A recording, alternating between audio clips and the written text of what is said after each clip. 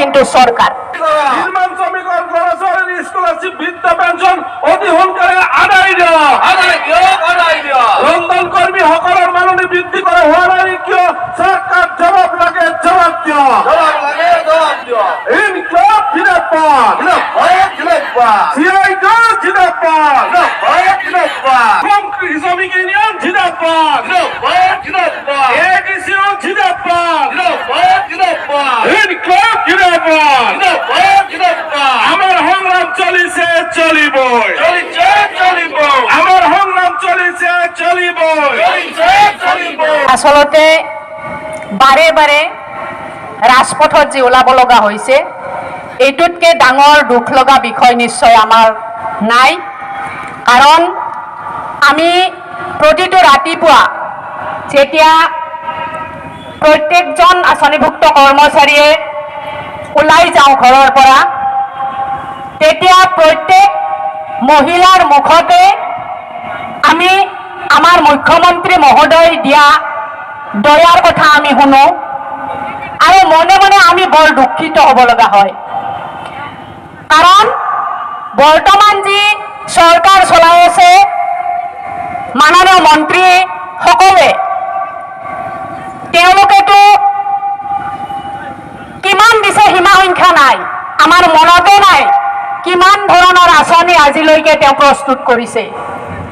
টকাৰ বৰষুণ পেলাইছে চাৰিওফালে। শুনো মানে আগতে যেনেধৰণে সূতা শাল বিতৰণ কৰিছিল, এতিয়া টকা বিতৰণ কৰে, টকাৰ মালা পিন্ধায়। কিন্তু আমি আজি বছৰ বছৰ ধৰি যিসকল কেন্দ্ৰীয় চৰকাৰে আমাৰ যিখিনি আঁচনি উলিয়াইছে, এই আঁচনিত আমি মহিলাসকল কাম কৰিছোঁ। এই মহিলাসকলে ঘৰখনৰ সৰ্বোচ্চ কাম কাজ কৰি নিজৰ পৰিয়ালৰ সমুদায় দায়িত্ব পালন কৰি এখন সমাজৰ দায়িত্ব কৰাৰ কাৰণে আগবাঢ়ি যাওঁ। কিন্তু আজি পৰ্যন্ত আমাৰ কাৰণে চিন্তা কৰা আমি দেখা নাই বুলি ক'লেও ভুল নহয়। বাৰে বাৰে বছৰে বছৰে আমি লিখিত দিয়াই নহয়, ৰাজপথত ওলাইও আমি এই মন্ত্ৰী মহোদয়ৰ হৃদয় গলাব পৰা নাই। কিছুদিন আগতে শুনিলো আমাৰ যি অংগনবাড়ীসকলৰ আন্দোলন চলি আছে, আজি যোৱা 2023 চনৰ মাৰ্চ মাহৰ পৰা বৰ্তমানলৈকে অহৰহভাৱে আন্দোলন চলি আছে। আন্দোলনৰ কাৰ্যসূচী তীব্ৰতৰ হয়, আমাক আলোচনাত মাতে, এটা আশ্বাস দিয়ে আৰু তাৰ পিছতে কৰিম কৰিম কৰিম কৰিম কৰিম কৰিম বুলি পিছুৱাই আছে। আৰু যোৱা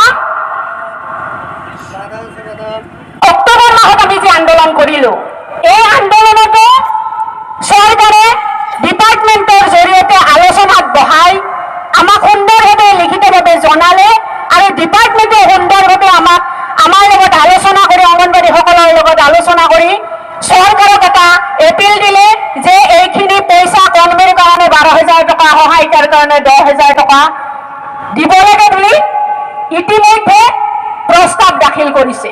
এই আন্দোলনৰ কাৰ্যসূচী আমি ডিপাৰ্টমেণ্টৰ লগত লগ লাগি মানে ডিপাৰ্টমেণ্টক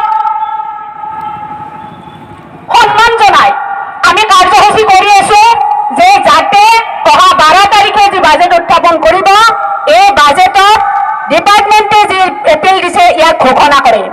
আৰু যদিহে 12 তাৰিখে আমি এই ঘোষণা শুনিব নাপাওঁ, তেতিয়াহ'লে কিন্তু আজি এই মঞ্চৰ পৰাই আমি সকীয়নি দিছো বিজেপি চৰকাৰৰ যি ৰঙহী বঙহী আমাৰ এই ভাষণ বা আমাৰ এই কথা শুনি আছে, তেওঁলোকে নিশ্চয় চৰকাৰে পঠাব। যদিহে 12 তাৰিখে এই প্ৰস্তাৱ গৃহীত কৰা নহয়, ঘোষণা নহয়, 13 তাৰিখে কিন্তু কি পৰিস্থিতি হয় তাৰ কাৰণে সম্পূৰ্ণ দায়ী কিন্তু চৰকাৰ।